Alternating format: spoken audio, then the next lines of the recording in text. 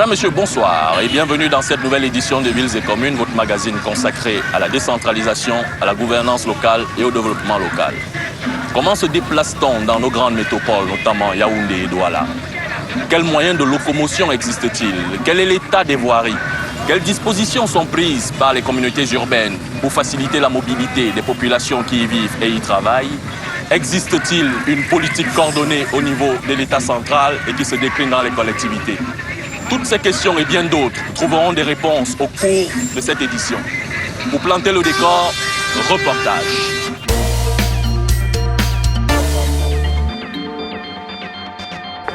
Selon l'Institut national de la statistique, la ville de Douala compte 2 768 436 habitants pour 20 248 km² et connaît une forte croissance démographique. Le taux annuel de croissance démographique a été estimé à 5% sur les 30 dernières années, ce qui est largement au-dessus du taux national estimé à 2,8%. La population de Douala triplerait à l'horizon 2035 selon les dernières estimations.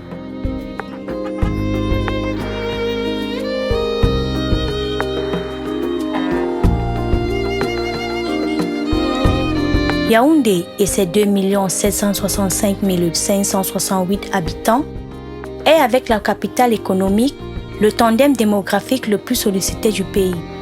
Cependant, ces deux villes connaissent des similitudes en termes de portefeuille de mobilité. Il y a d'abord le mauvais état des principaux axes routiers, situation qui renforce les goulots d'étranglement aux heures de pointe. Quant au maillage offert par les réseaux secondaires, il est à de rares exceptions très insuffisant. Les liaisons internes aux quartiers s'en trouvent ainsi très affectées, comme c'est le cas à Yaoundé. Et, dans plus de la moitié des cas, ces routes sont parfois impraticables par des véhicules une partie de l'année, du fait des inondations, comme dans les quartiers de Makepe-Misoké, Nilon ou Brazzaville à Douala. Par ailleurs, les problèmes de voirie affectent le fonctionnement des transports collectifs. Faible vitesse, coût d'exploitation élevé, difficultés de desserte en périphérie. Dans un contexte de faiblesse de l'équipement en véhicules particuliers, les transports collectifs représentent la seule alternative motorisée pour le plus grand nombre. Les taxis collectifs. Après avoir bénéficié de la disparition le 23 février 1995 de la Société des transports urbains du Cameroun, SOTUC, tendent à décliner au profit des mototaxis, encore appelés Benskin.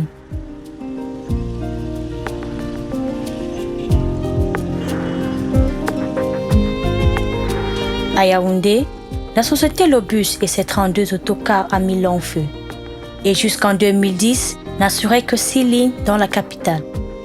Elle est aujourd'hui remplacée par la société Stacy, qui dispose de 43 bus et assure 13 lignes. À Douala, les bus de la Société camerounaise de transport urbain, Socatur, très dépendante de l'état des infrastructures, constituent une offre très limitée, même si leurs tarifs sont appréciés. Ils sont concurrencés par les minibus et cargos qui bravent régulièrement les interdictions préfectorales. Les taxis assurent la desserte dans les secteurs où les voiries sont bitumées, roulant au gré de la clientèle. Mais il existe également une desserte fixe, encore appelée desserte en ligne.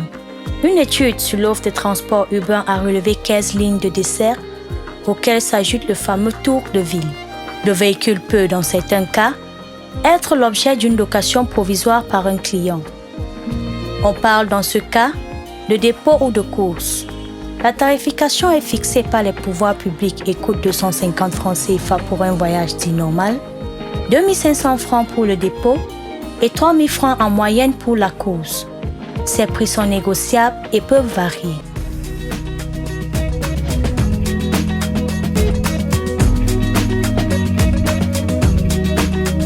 La moto, quant à elle, prévue pour transporter un seul passager dans les zones non desservies par les véhicules à 4 roues, est très souvent en surcharge d'une voire 3 personnes et sur tous les axes, au point d'être un vrai souci en matière de désordre urbain, avec de nombreux accidents et des pertes en vies humaines.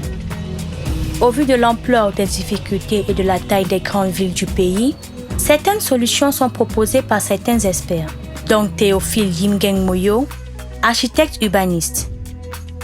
Il s'agit notamment d'utiliser le rail qui traverse les villes de Douala et surtout Yaoundé, d'améliorer les conditions de circulation des véhicules de transport en commun, de désenclaver les quartiers où sont logés 80% des populations citadines et de donner plus de place aux cheminements piétonniers le long des grands axes et des drains ou sur les trottoirs du centre-ville. Des actions essentielles doivent consister à faciliter ces déplacements pédestres, sachant que plus de 60% des citadins marchent à pied dans les villes africaines. Il y a d'ailleurs lieu d'intégrer explicitement ce mot dans les politiques d'aménagement urbain, de manière à limiter les gênes liés à l'environnement urbain global.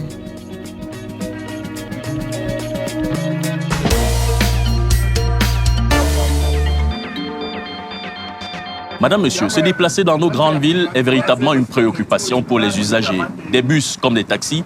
Quelques-uns d'entre eux ont accepté de nous parler. Vox Pop.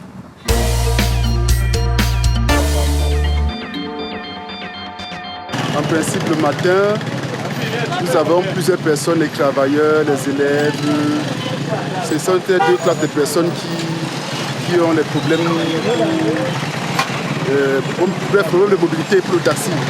Déjà, la première difficulté que moi je rencontre pour me rendre dans mon lieu de service, c'est que je quitte de chez moi, je marche peut-être au moins 15 à 20 minutes avant d'arriver là où je prends le taxi parce que le chemin qui mène chez moi est totalement enclavé. Une fois quand je suis en route pour prendre le taxi, je peux faire même 30 minutes. Bon, comme autre difficulté, c'est le problème d'embouteillage. Dans le taxi, je peux faire 45 à 1 heure de temps pour arriver dans mon lieu de service. Chaque jour, on trouve des accidents là-bas à cause des routes. Vous voyez les routes secondaires qui sont mal aménagées. Alors qu'on peut bien arranger ça pour que les populations puissent bien exercer leur métier. Il faut matérialiser les routes. Et s'il n'y a donc pas ça, il faut éduquer la population. On n'éduque pas les gens, il faut éduquer les chauffeurs. Regardez au niveau de la Sonnelle centrale. Vous avez vu qu'il y a un endroit, non, où les taxis doivent passer. Mais les gens sont en plein carrefour devant les policiers. C'est pas normal. Pour faire le tramway dans une ville européenne, ça te prend l'équivalent du budget du Cameroun. C'est cher. Nous, on l'a là. Il n'y a rien. Que 2 locomotives ou 4. Et puis vous allez voir que quand quelqu'un part au Bala, au Lembe, tout ça là, et qui travaille au ministère des Finances, il descend, quand il arrive à la poste, il sort, il marche, il va aux brasseries, il sort, il marche. Il va même à l'aéroport, il sort là-bas, c'est l'ancien aéroport. Inversement. Tu sors d'un SAM, tu vas travailler à l'hôpital général, tu descends en bas là, à la gare, tu montes. Et à la limite, même si tu dois aller encore loin, tu prends le taxi. Donc les taxis ne traversent même plus les rails. Chacun va. Voilà la proposition que j'ai faite. Ça fait plus de 35 ans. Comme diraient certains, qu'est-ce qu'il y a?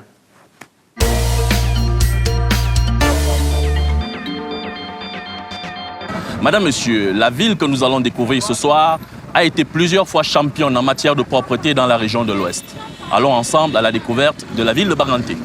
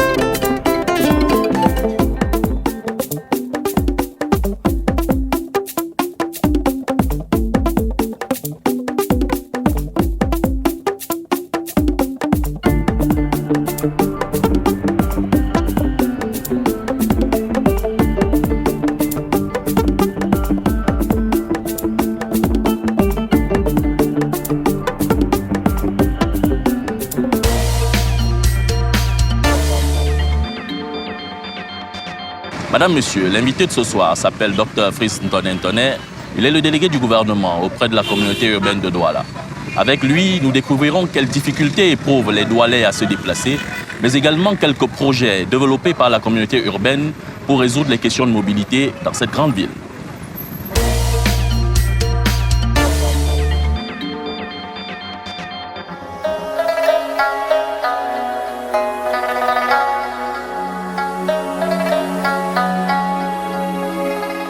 Suivant notre plan de transport et de déplacement de la ville de Douala à l'horizon 2030, on a répertorié tous les types de transport. Le transport routier, le transport fluvial et le transport ferroviaire. Pour le transport routier, nous disposons actuellement, dans le système le plus archaïque possible, les taxis subsistent un tout petit peu. Vous avez vu les mototaxis. Il y a les cargos, c'est-à-dire les gens qui se battent. Bon, ce système n'est pas encore performant. Parce que le système de transport par bus, de masse par bus, qui est réalisé actuellement par Socatur, comme on dit en médecine, est infraclinique. Quand on dit que vous donnez une dose infraclinique, ça veut dire que vous prenez le médicament, mais la quantité n'est pas suffisante pour commencer à attaquer la maladie. Donc, ce transport routier qui existe, jusqu'à présent, on le voit. Moto, cargo, même si on a lutté contre les cargos, ils sont encore là. Les bus qui sont là à travers Socatur. Je ne voudrais pas parler des débrouillards, ceux qui transforment leurs véhicules aux heures perdues en taxi pour joindre les deux bouts. Les autres modes de transport par voie ferroviaire sont évoqués, soit sous forme de tramway, soit sous forme d'un aménagement d'un réseau existant, Camrail, qui pouvait faire au moins traverser les populations de Douala Ouest vers Douala Est, puisque ce réseau-là existe. Ces réflexions ont été aussi menées. Il y a le transport fluvial qui peut aussi être utilisé, qui est évoqué. Il y a des avantages, des inconvénients. Nous sommes ravis qu'au niveau national, le ministère des Transports vient donc de rendre public le schéma directeur du transport fluvial au Cameroun. Et la ville de Douala va servir donc de ville pilote dans la mise en place et il y a même certaines lignes qui ont déjà été évoquées. C'est-à-dire, on peut partir de Douala jusqu'au département d'Unkam par le fleuve Vouré. Nous voulons assurer les liaisons entre nos arrondissements, c'est-à-dire entre Douala continental et tout un arrondissement qui est insulaire, Manoka. C'est une préoccupation dans la mise en place du transport public de masse. Je peux même vous dire en passant qu'à l'horizon 6 mois, 7 mois maximum, il y aura donc une embarcation complète, sécurisée, qui peut prendre 150 à 200 personnes une fois et prendre même des biens pour faire la liaison. Nous l'avons déjà acquis. Il est en conditionnement au chantier naval industriel du Cameroun. Là-bas. Nous sommes en train d'acquérir aussi notre embarcation plus moyenne qui peut prendre entre 30 et 60 personnes pour assurer la liaison Bonabéry, l'île de Djebale et la liaison même, on peut aller à Bonamatumbe. par le fleuve Vouri.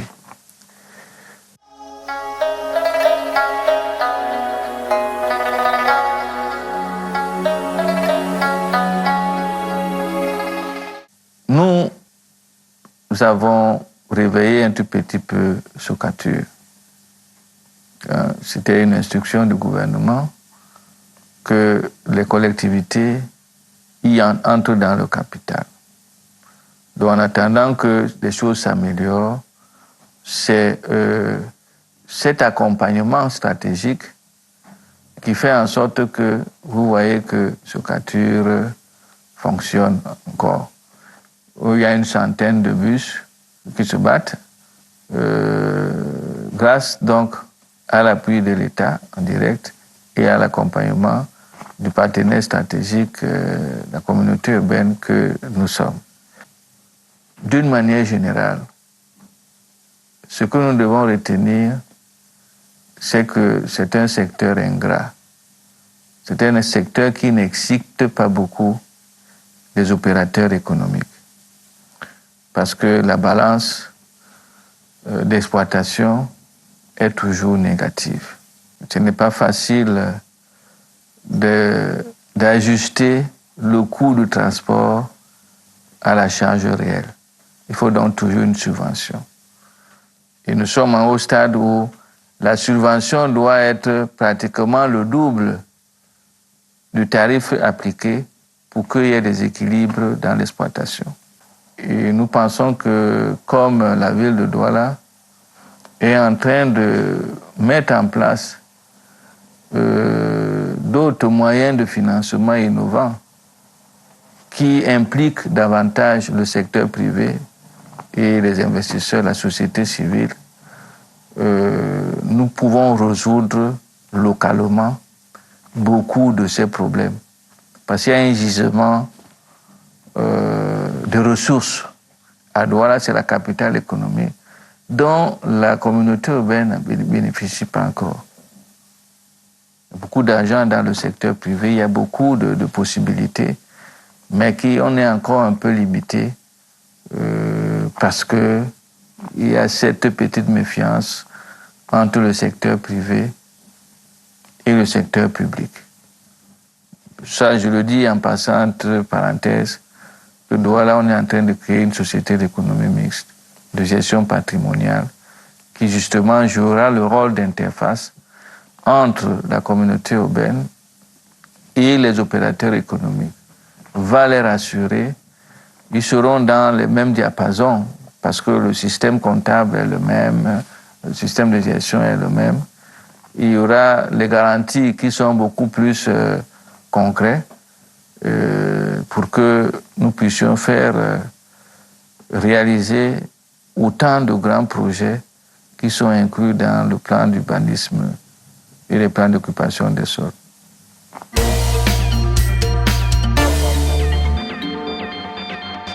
Madame, Monsieur, après avoir été édifié sur l'expérience camerounaise en matière de mobilité urbaine, je vous invite à aller découvrir à présent ce qui se passe ailleurs sur le continent.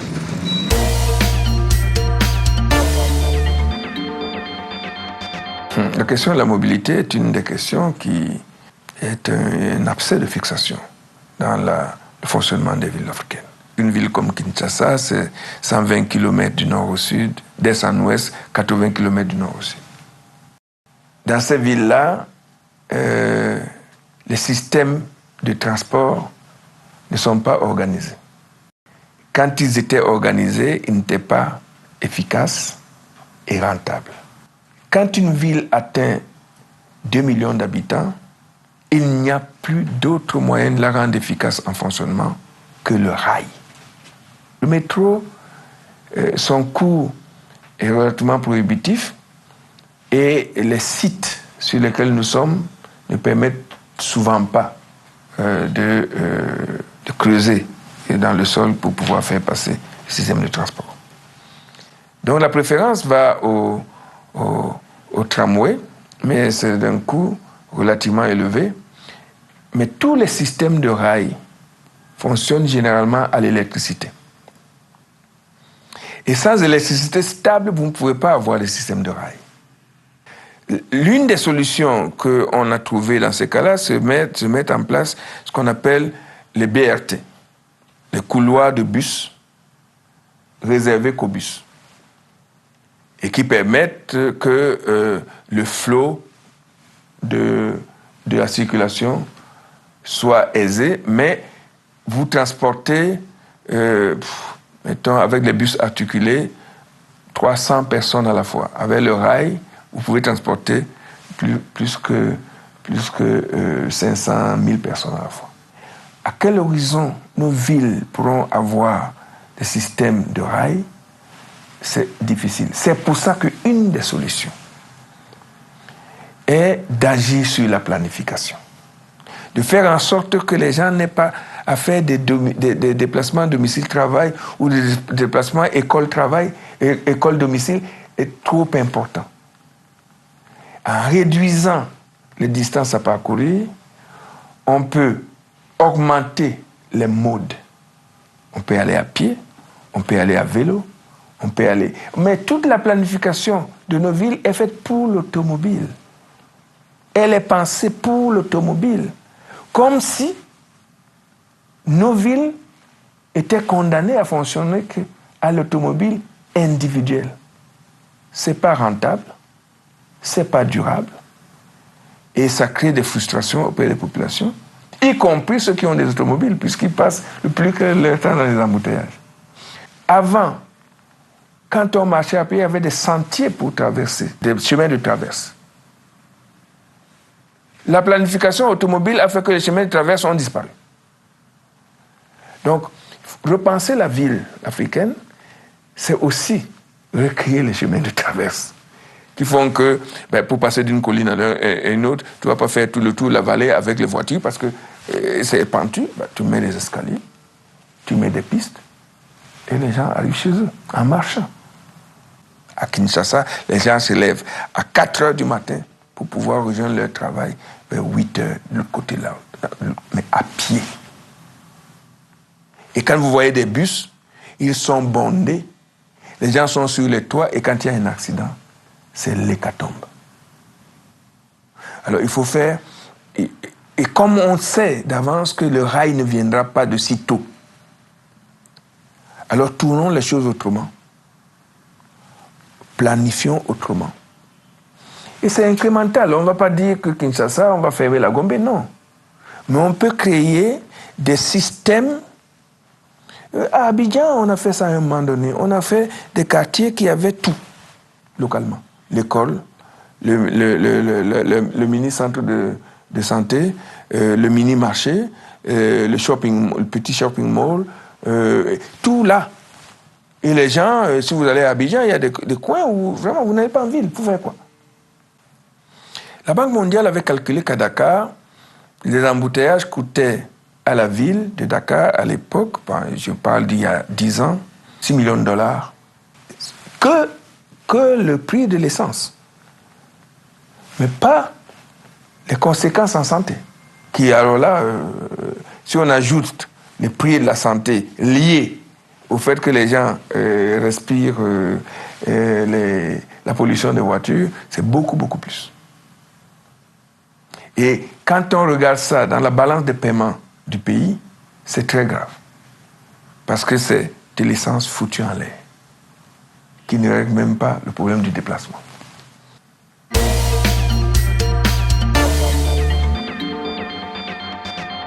Madame, Monsieur, à présent, nous avons rendez-vous avec Idriss Lynch pour le dévoilement des données chiffrées en matière de mobilité urbaine.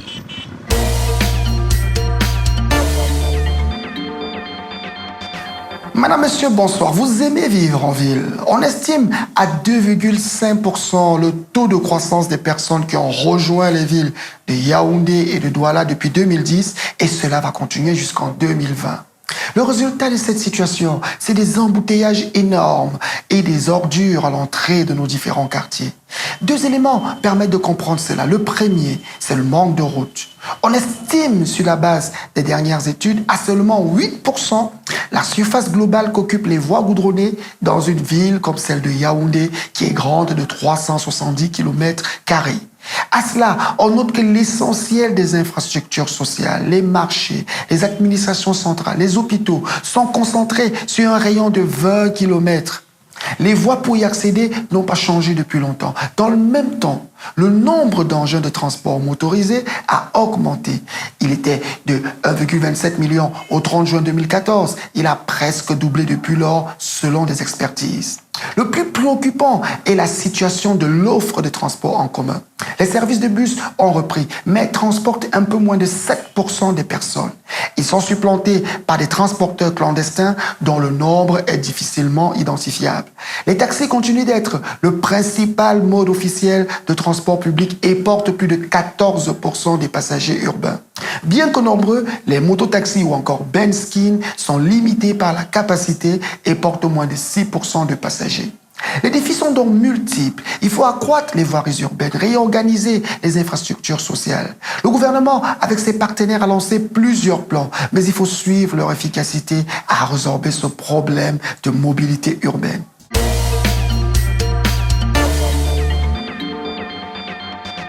Poumon économique du pays, Douala est sans doute la ville camerounaise qui souffre le plus de mobilité, qui n'a jamais souffert de longues heures durant d'embouteillage sur le pont du Vori qui relie la zone industrielle au reste de la ville. C'est pourquoi le gouvernement du Cameroun a envisagé la construction d'un deuxième pont comme début de solution au problème de mobilité des populations de Douala. Une solution qui en appelle d'autres en harmonie avec les évolutions démographiques de la ville. Madame, Messieurs, c'est ici que s'achève l'édition de ce jour. Rendez-vous la semaine prochaine, même heure, même chaîne. Mais en attendant, restons debout.